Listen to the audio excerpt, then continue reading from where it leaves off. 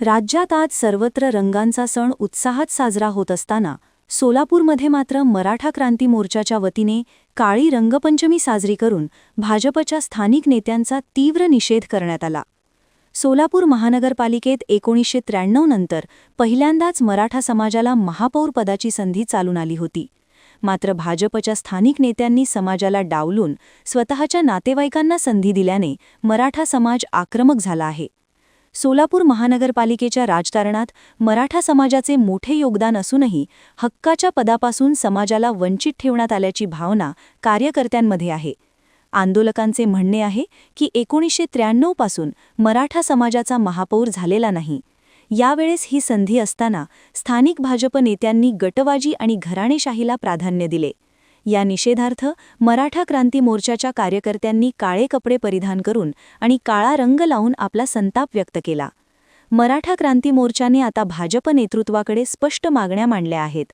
महापौरांच्या 2.5 वर्षांच्या कार्यकाळापैकी किमान 1.25 वर्षाचा काळ मराठा समाजाच्या नगरसेवकाला द्यावा। तसेच आगामी जिल्हा परिषद निवडणुकीत कुणबी मराठा समाजाला अध्यक्षपदाची संधी द्यावी अशी मागणी करण्यात आली आहे। जर या मागण्यांकडे दुर्लक्ष केले तर केवळ सोलापूरच नव्हे तर संपूर्ण महाराष्ट्रात भाजपविरोधात तीव्र आंदोलन छेडण्याचा इशारा देण्यात आला आहे। रंगपंचमीच्या निमित्ताने सोलापुरात सुरू झालेले हे राजकीय रणकंदन भाजपसाठी आगामी निवडणुकांमध्ये डोकेदुखी ठरण्याची शक्यता वर्तवण्यात येत आहे।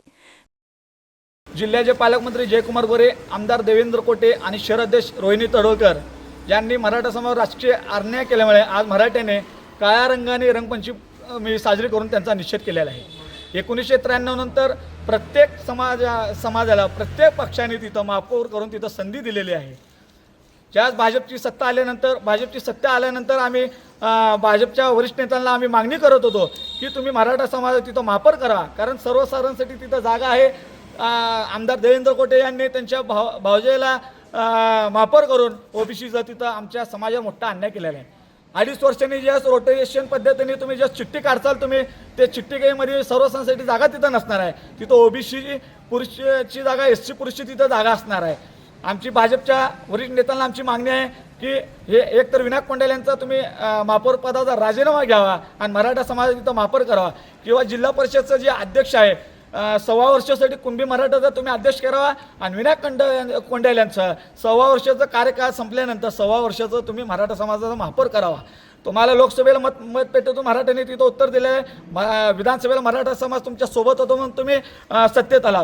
जिल्हा महापौरची निवडून जिल्हा परिषद निवडणूक होतं, भाजप तिथं 55+ जागा निवडून आणण्याचं त्यांनी स्वप्न पाहिलं होतं। मराठ्यांनी त्यांना 38 जागा तिथं जिंकून दिलेल्या आहेत। फक्त आज जर तुम्ही मराठा समाज न्याय देण्याची भूमिका घेतली नाही तर ह्या आंदोलनाचा होणार सोलापूरचं महाराष्ट्रात दिसेल आणि येणाऱ्या प्रत्येक निवडणुकीला तुम्हाला मतपेटीतून मराठा उत्तर देईल। विशेष प्रतिनिधी NTV न्यूज मराठी, सोलापूर।